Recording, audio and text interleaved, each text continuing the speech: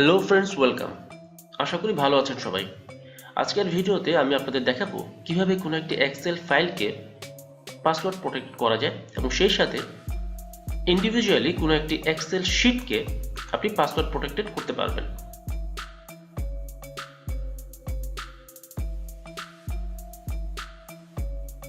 সেই ক্ষেত্রে আপনারা যে ফাইলটি পাসওয়ার্ড প্রোটেক্ট করবেন সে ফাইলটি ওপেন করে হোম মেনু থেকে সেভ এজ এই অপশনটিতে ক্লিক করবেন।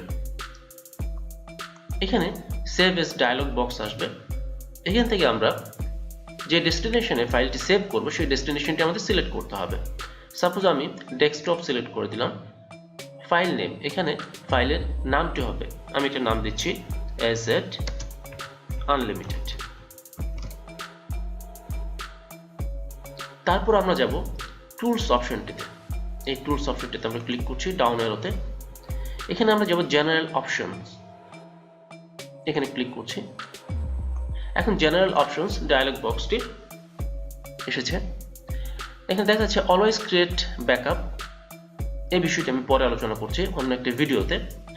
ফাইল শেয়ারিং, এবার আসছে পাসওয়ার্ড টু ওপেন, অর্থাৎ আপনি ফাইলটা ওপেন করতে যে পাসওয়ার্ডটি দেবেন সেই পাসওয়ার্ডটি আমাদের এখানে দিতে হবে। আমি দিচ্ছি 1 2 3।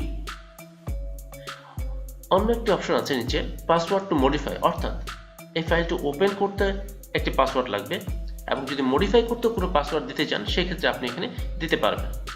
আমি এখানে ওকে প্রেস করছি। Okay, confirm password, re enter password to proceed. Re enter করতে বলছে, যে পাসওয়ার্ডটা আমি দিয়েছি সেটি আমি আবার দিচ্ছি 1 2 3। ওকে প্রেস করছি। এবার আমি সেভ করছি। এক্সেল ফাইলটি একটি পাসওয়ার্ড প্রোটেক্ট ফাইলে পরিণত হলো। আমরা এটি ক্লোজ করে দিচ্ছি। এবার আমরা ওপেন করব। আমাদের ফাইল ছিল এটি azunlimited।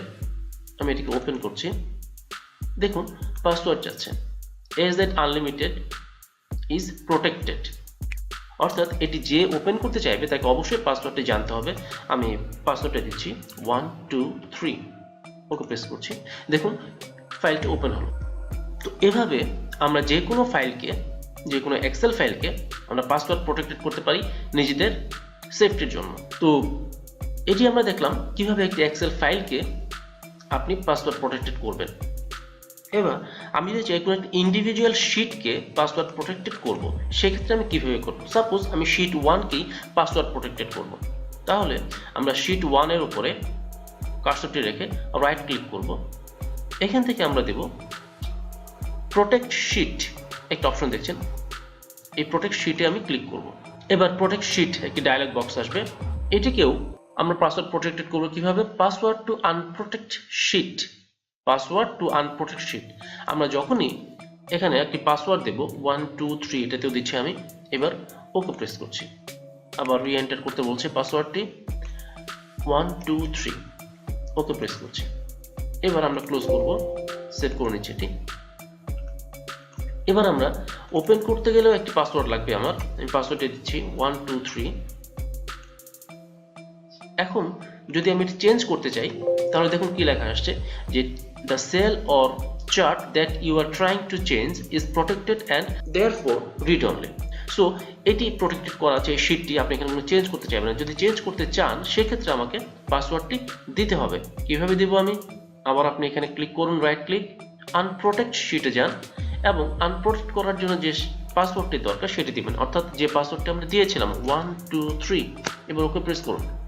এখন আপনি যদি চান এটিকে আপনি ডিলিট করতে পারবেন বা মডিফাই করতে পারেন। তো এইভাবে আমরা যে কোনো শিটকে বা কোনো একটি এক্সেল ফাইলকে প্রোটেক্ট করতে পারি পাসওয়ার্ড দ্বারা। তো বন্ধুরা, আশা করি আপনারা বুঝতে পেরেছেন কিভাবে আমরা কোনো একটি এক্সেল ফাইলকে বা কোনো একটি এক্সেল শিটকে পাসওয়ার্ড দিয়ে প্রোটেক্ট করতে পারি। তো আমার এই ভিডিওটি যদি আপনাদের ভালো লেগে থাকে তাহলে অবশ্যই ভিডিওটি লাইক করবেন, কমেন্টস করবেন এবং শেয়ার করবেন। আর আমার এই চ্যানেলটি সাবস্ক্রাইব করতে ভুলবেন না। ধন্যবাদ।